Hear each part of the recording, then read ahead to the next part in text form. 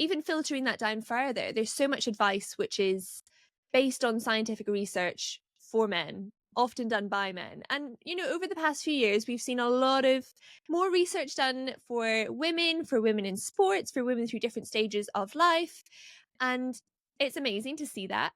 But also there's quite a lot of, I guess, myths would be the word, or just tales that we don't even know where they came from, that are in our brains of, well, that's how you lose weight, is because you get up and you do a fasted workout, which, the more and more people are talking about how that doesn't work for women for many, many reasons. That's just one example. But what are some myths that you have come across, or that you commonly see people come in and say, well, obviously I need to do this, and you're like, whoa, whoa, whoa, okay, where did that come Yeah. from? Like, it's not untrue, but it's not No. applicable to you in your life.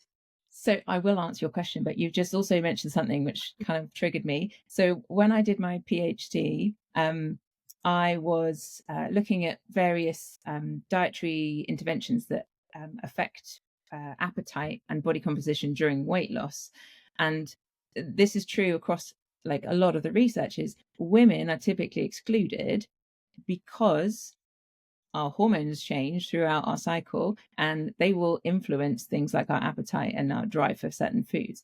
And in my research, we did include women, but we wanted them to come in at a very specific time in their cycle. So, a lot of the research out there, like you said, is just based on men, and it's done for a specific reason, convenience as well as anything else. But it is changing, and there is more funding, interest. There's more work being done in women's health and trying to understand women's physiology compared to men, and the fact that you can't just extrapolate and say, hey, look, that's what we found in this wonderful group of males, that we just assume that it's going to work for women. One of the things that is coming up a lot at the moment in terms of like myth busting is this cycle syncing type thing. I don't know if you've seen it, but whether it's about trying to change your diet in relation to the stage of your menstrual cycle, or whether or not it's about your sports performance and whether or not you should do specific exercises at various stages of your menstrual cycle. And I think at the moment, there's just not enough evidence behind any of it to make any bold statements. But there's people out there that, saying, oh, you shouldn't weight train at this point in your cycle, or this one because your hormones are dipping, or, and actually the impact on your sports performance, it's not necessarily affected by the hormone level. It could well be changing at various points in your cycle, but it will be different for different people. And what's probably much more helpful is just to know your own body and maybe track your own cycle, track your symptoms, and understand, how do you feel just before you get your period, or when you get your period, or the few days around ovulation. Like, how do you actually feel in terms of your energy levels? Or do you get symptoms? Does your bowel habit change, and you might be more likely to be rushing to the toilet just before your period, or things like that? So those symptoms might actually impact your performance in the gym, but maybe not so much the hormones. So like, even when we've got this tiny bit of evidence, and maybe there's a couple of studies that have done some interesting work on a few people, it's immediately extrapolated to like, okay, this is applicable to everybody. But it's just not the case, and we're not ready for that kind of like sweeping generalization.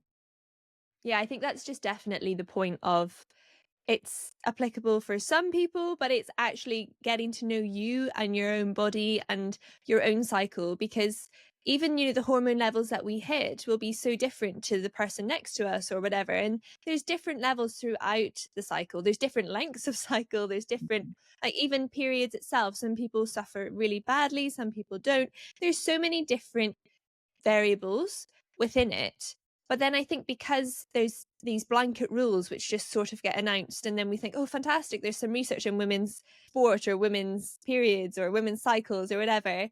And then we think, well, that's brilliant. Okay, that's that. But then, of course, you actually look into it and hold on, it's not even really that applicable for everybody. But I think it really feeds into that negative narrative, which, I don't mean to like say a generalization, but I do think women do suffer more so with that negative voice in our heads, and it kind of is like verbally beating ourselves up, and it's just that classic of like, would you actually speak to someone else like that?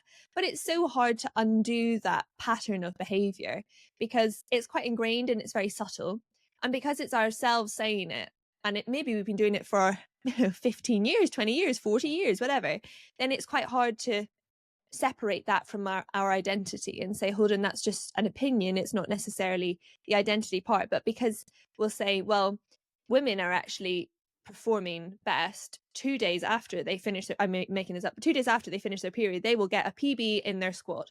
But actually you feel like utter trash and you're still in bed because you're feeling so drained because of X, Y, and Z. Then suddenly you have this narrative of, I'm a failure because of that. And actually I feel quite good, 2 days into my period, but apparently that's when people feel the worst. So I can't go to the gym because it's actually, and then you just have this really weird pattern, which when you say it, like when I say it like this, it's quite easy to laugh and go, oh yeah, classic. But we all do it to an extent because it's hard to really identify it. Yeah. And I think there's a big piece around what you believe and your beliefs impacting your performance in the gym. So like if you believe you're going to be crap in because it's this stage in your period, then you're more likely to be crap, but actually might not have nothing to do with your period itself or your hormones.